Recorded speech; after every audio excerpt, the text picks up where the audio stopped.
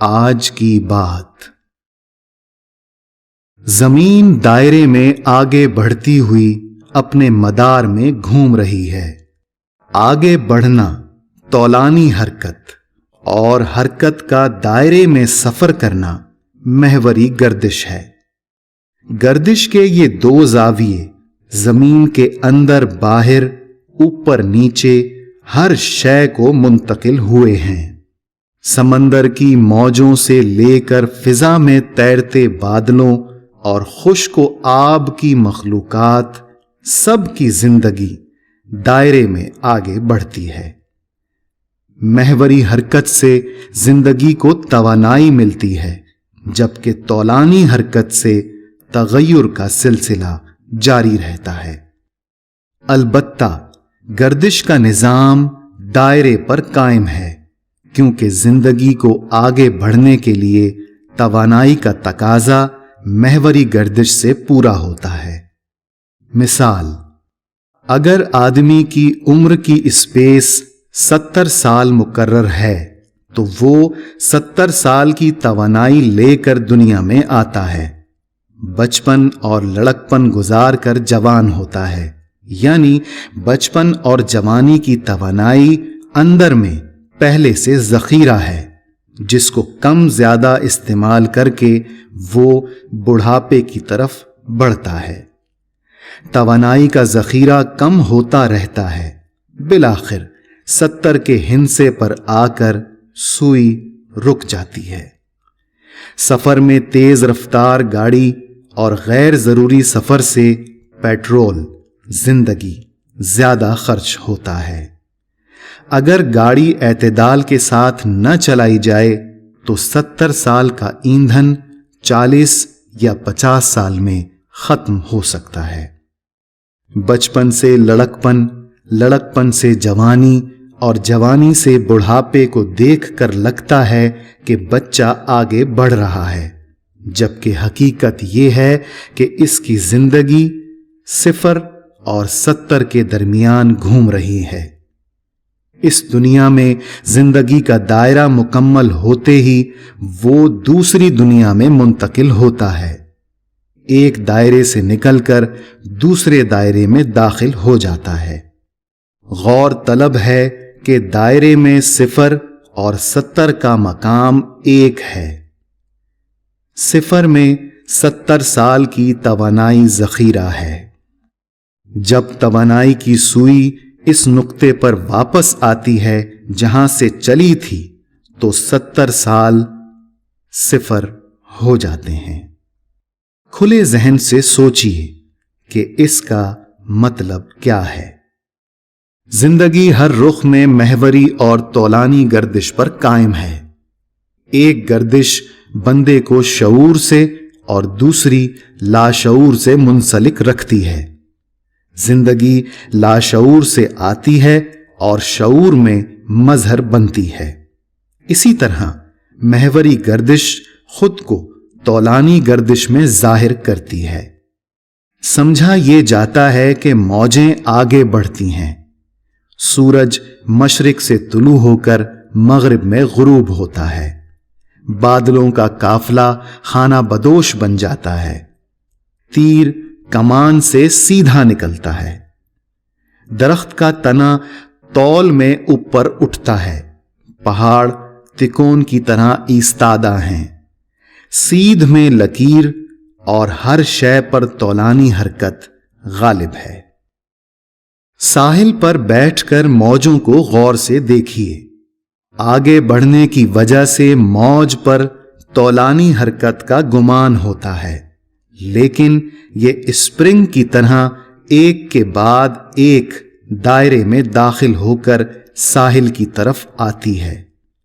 دائرے کی وجہ سے موج میں توانائی پیدا ہوتی ہے، بڑھتی ہے اور کم ہوتی ہے۔ کم اس طرح کہ ساحل کی طرف آتے ہوئے دائروی شکل مغلوب ہوتی ہے اور موج خاموشی سے سرکتی ہوئی واپس سمندر میں داخل ہو جاتی ہے۔ زمین کے اوپر پہاڑ تکون یعنی آدھا دائرہ نظر آتا ہے۔ یہ جتنا زمین کے اوپر ہے اس سے زیادہ زمین کے اندر ہے۔ اندر باہر ملنے سے پہاڑ کا دائرہ مکمل ہوتا ہے۔ درخت کا تنا سیدھ میں اوپر جاتا ہے لیکن اس پر دائرہ محیط ہے۔ تنے کی شکل گول ہے، درمیان سے کاٹا جائے تو ترتیب سے دائرے نظر آتے ہیں۔ جتنے دائرے ہوتے ہیں اسی مناسبت سے درخت اوپر جاتا ہے۔ اصل یہ ہے کہ درخت کا سفر بیج سے شروع ہو کر بیج پر ختم ہوتا ہے۔ اس بیج سے نیا درخت بنتا ہے، پھول لگتے ہیں، پھول میں سے پھل نکلتے ہیں اور پھل میں بیج چھپا ہوا ہے۔ درخت میں سے جو شے سب سے آخر میں ظاہر ہوتی ہے وہ پھل ہے۔ بیج زمین کے اندر ایک بار کھلنے کے بعد زمین کے باہر دوبارہ اس وقت نظر آتا ہے جب درخت میں پھل لگتا ہے۔ پھل لگنے سے پہلے تک بیج مخفی تھا۔ درخت بیج سے بیج تک کا سفر ہے۔ لکیر سیدھی نظر آتی ہے لیکن اسکرین پر مشاہدہ کیا جا سکتا ہے کہ لکیر کے اندر کتنے دائرے یا نقطے ہیں۔ لکیر اور اس سے بننے والی ساری شکلیں نقطوں کا مجموعہ ہیں۔ کہنا یہ ہے کہ زندگی محوری اور طولانی گردش پر قائم ہے۔ طولانی گردش بھی دراصل محوری گردش ہے، مگر دیکھنے کے مخصوص زاویے کی وجہ سے، وہ زاویہ جو فکشن پر قائم ہے۔ ہم نے محوری گردش کو طولانی سمجھ لیا ہے۔ اس بات کو سمجھنے کے لیے آج کی بات میں دی گئی مثالیں غور سے پڑھیے۔ محوری اور طولانی گردش کی ایک اور مثال لٹو ہے۔ جن لوگوں نے بچپن میں لٹو چلایا ہے وہ جانتے ہیں، اور جو نہیں جانتے وہ تجربہ کر سکتے ہیں۔ لٹو کی نوک کے گرد رسی کو لپیٹ کر ایک خاص جھٹکے سے پھینکا جاتا ہے۔ رسی ہاتھ میں رہ جاتی ہے اور لٹو تیزی سے زمین پر گھومنے لگتا ہے۔ گھومتے ہوئے وہ ایک جگہ پر قائم نہیں رہتا بلکہ آگے بڑھتا ہے۔ نقطہ یہ ہے کہ لٹو یا لٹو کی نوک سیدھ میں سفر نہیں کرتی بلکہ ترچھی ہوتی ہے۔